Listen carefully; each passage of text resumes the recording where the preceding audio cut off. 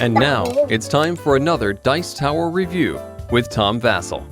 Today we're taking a look at a Korean game called Giges Gegis. I'm going to show you the thing here. It's if you notice the name here shows G's, this shows K's. That's because the letter in Korean is kind of between a G and a K. It's kind of a soft G, harder K, Gi.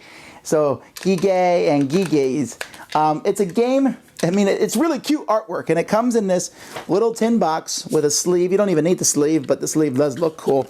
And I'm not a big fan of tin boxes, but this is a pretty good sturdy one, and it holds this card game really well. It's a card game in which you need to quickly count things as fast as you can, and make sure you count them correctly, matching colors and things. It's a little confusing. Let me show you how it works.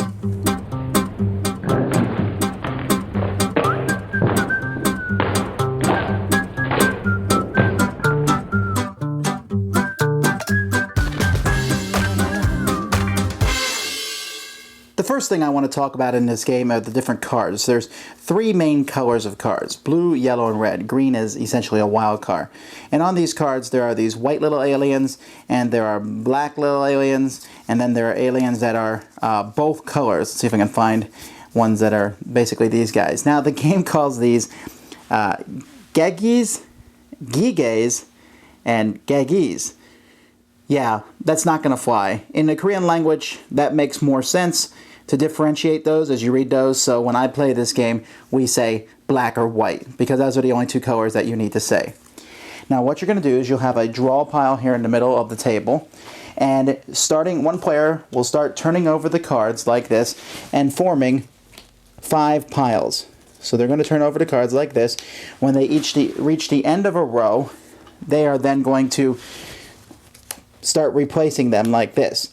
Now any player can make a call at any time, and they can shout black or white, and they must then immediately say another color, red, blue, or yellow. So let's say, for example, I said black, red. In this case, I would count all the black aliens. 1, 2, 3, and then the green ones too. 4, 5, 6, and then these count for either one, 7 and 8. This would be a failed call. When I'm trying to call the black aliens, I'm trying to get a multiple of 5. 5, 10, 15, 20, 25, 30, 35, etc. When I'm trying to make a call for the white sheep, in that instance, the lowest number is actually not a 5, but it's a 7. It's 7, 10, 15, 20, 25.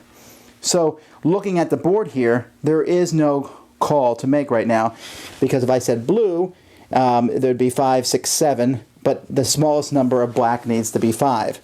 So you simply keep turning over cards until one of them works.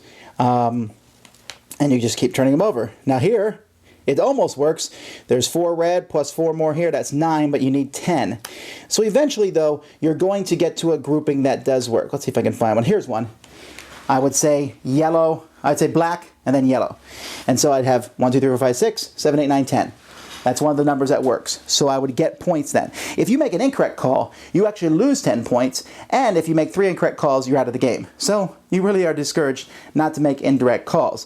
So you have to shout out the black or the white. You cannot count just the green cards. There must always be blue, yellow, or red involved somehow, some way. But to make things even more confusing, there's a couple special cards involved in the game. There are cards that say 0 on them. When these come out, any card that has 4 blacks on it doesn't count. So for example, this one here cancels out 4 whites, so this one happens to be 4 whites, so those don't count towards the total at this point in time. So there's lots of those 0 cards in the deck. There's also these. This makes all blues act as reds and yellows. This one makes all reds act as blues and yellows. This one makes all the colors act like each other and themselves. So it's very, that can be confusing. This card, when it's out, cancels all special cards that are out there. So these cards will be coming out as players are playing and turning cards over. And so you continue, once the deck is gone through, you'll total your points, shuffle the deck, go again. When you've gone through the deck 3 times, whoever has the most points is the winner. This is actually a pretty interesting little card game, other than the name, which is completely confusing to say. The thing about this game is, when you play with people, and you can play with a lot of people as they crowd around the table, but I'll tell you, it's hard. You will make incorrect calls all the time because of all the special things, because the things canceled out. Reds change the greens, reds change the yellows. You always need to count the greens, and then you pick one other color. What are the numbers? And you remember again, 5, 10, 15, 20, 7, 10, 15, 20. You know, all that's going through your mind at one time, and you have to quick shout stuff out. And other people are shouting out, so you want to shout things out. Now, this game, it's very possible that you will play with somebody who goes 6, red, green, black, and every time they're right because they can just sit there and go. Don't play with that person. But if you play with people who are on the same level as you, you'll have a lot of fun. Now, I do notice that kids enjoy this more than adults. Adults got frustrated because they felt like there was too many things going on at one time for them to concentrate quickly. Adults I found a lot of different choices and a lot of different options as long as they don't do it in the speed, and this has that speed element to it. Now, it does have the artwork going for it. This is a really cool artwork. It's cute and funny. It's easy to say. The cards are good quality, and it's going to play very quickly. It's a game you could pull out. I don't think it's for everyone. I would pull this game out with kids, with teenagers. It's a good way for them to teach them to quickly count by 5s and 10s and 7. That whole 5 and 7 is a little bit confusing for people. I wish there had been like a big reference card that you could put near the table that would remind people of that. I usually wrote it down somewhere. White is 7, black is 5, you know. But other than that, the game just plays quickly. I'm really struggling whether I should recommend this one or not, because I think it will work with some groups, but I think a lot of groups are going to hate it because of the speed element. So if you have a group of teenagers or family and you want to play, and you like playing speed games or you recognize things, this is one that's more than just matching two things. This is matching several things in your head, taking into effect any special cards, and then looking at the colors. If you can handle that, then you certainly will like this game, and you can get the pleasure of trying to pronounce it. Thanks so much for watching the Dice Tower videos. Find more great videos and reviews, as well as our top-rated audio podcast at Dicetower.com. You can also find other great shows at Dicetowernetwork.com. I'm Eric Summerer, and you've been watching The Dice Tower.